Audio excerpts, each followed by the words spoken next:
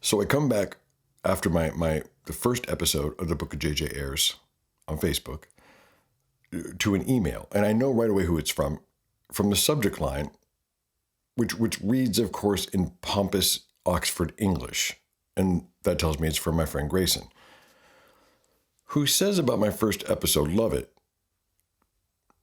love everything about it. It's just missing a little bit of KAPOW. Now, let me tell you about KAPOW and Grayson, all right? A while ago, my friend and pastor Aaron goes with Rabbi Hyland and a group of other people to Israel. So I let my friend Grayson know this, and for those who didn't see the first episode, Grayson is an officer in the Israeli army. Now, what a lot of people don't know about Grayson is he has sometimes tuned into our church M4's live stream, and so he's fond of who he calls Brother Aaron, and I don't know why he calls him Brother Aaron. Maybe he's too hard to remember pastor. I don't know, but he says, so Brother Aaron's coming. Yeah, great. We should pick him up. And the filmmaker starts, tick, tick, tick, tick, tick, tick, tick, tick. Boy, do I, Grayson, tell me more. Well, I was just thinking, I could put a call into the Mishtera, which is the police, have them do a routine traffic stop. Now, a routine traffic stop in Israel goes like this. You see, it's not when you look in the rearview mirror and see flashing lights behind you. That just means the officer behind you is on duty. Then they go off when he's off duty. So if you pull over because an Israeli police officer's lights are on, you're probably going to get pulled over for pulling over.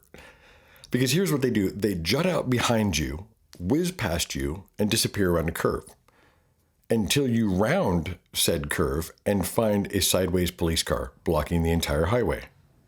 And you look, this happened with a guide that Corbin and I, my nephew and I, had hired in Israel. And he gets pulled over. You look back and you see 100 cars, and you think these guys have got to be pissed off. Well, they're not. They're looking at the news. They're texting. They're putting on makeup, even the men. And the officer strolls up and asks you for identification, asks you 6,000 questions for each member of the car, and then you're on your merry way if you pass the muster. And so I said, sure, yeah, do that.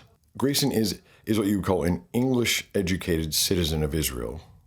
So he actually sounds more like, well, I'll tell you, we'll do something a bit more delightful. We'll bring the C-130s. Imagine now, if you will, ropes dropping and 14 to 16 red-booted paratroopers, all the while yelling through the PA system, Pastor Aaron Thompson, report to the Negev Desert for further inspection. And I said, oh, Grayson, do it double time, double duty, double entendre, I don't care. Do it like that. And that was the end of it. So for 2 weeks, I keep the world's best secret, which is not something JJ does very well. So imagine my surprise when I go in Sunday, the Sunday Aaron comes back, and I creep up to him sideways, and I get in my lowest impish crouch, and I say, so Aaron, did anything crazy happen in Israel? Anything? And Aaron says something like, well, you mean the Hummus World Cup? The Hummus World Cup. The battle between Palestinian and Israeli hummus, who makes the best, that's been literally going on since the Crusaders controlled Akko. Nope, that's not what I'm talking about. Tell you what, welcome back. Glad you're home. Had a safe trip. See you in a bit. I disappear and I hit the Skype button with the only friend I have on there, and that's Grayson. And when it comes on, bring, head on pillow, Grayson says, what's going on, mate? Grayson, what happened to KAPOW? KAPOW. Oh, that bit. Sorry, I got a bit occupied. You got a bit occupied, did you? Now imagine what the media is going to do, Grayson, with an Israeli soldier who thinks that while in Israel, he's occupied. What happened to KAPOW? Some hemming and hawing on the other end.